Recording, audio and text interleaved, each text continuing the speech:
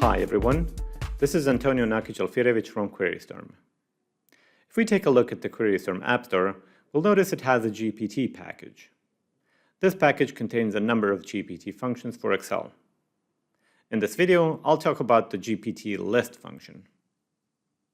As its name implies, we can use the GPT.List function to generate lists of data. For example, we can use it to generate a list of ingredients for an omelette.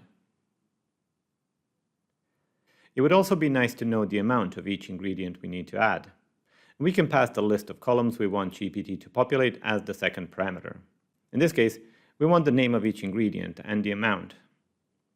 Okay, now we have the amount, but that's not very helpful because we don't know the units for each ingredient. We can change the column name to make sure we get the units as well.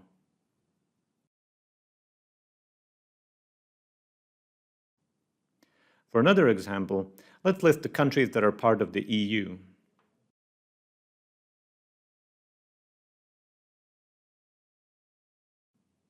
As before, we can ask for specific data about each country.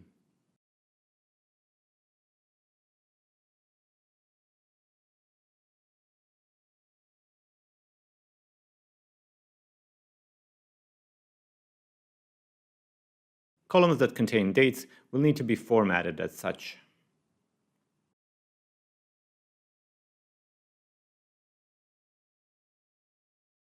We can also generate summaries of books this way.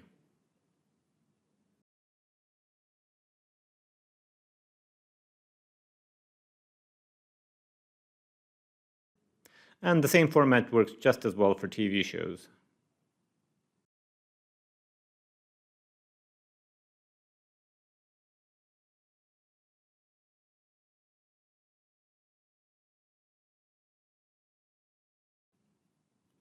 To get the GPT functions into Excel, download the QueryStorm runtime from the QueryStorm website.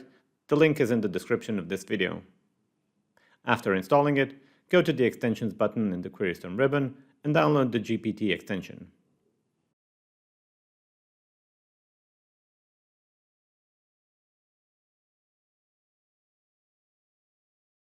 Then configure the package with your API key and you're good to go.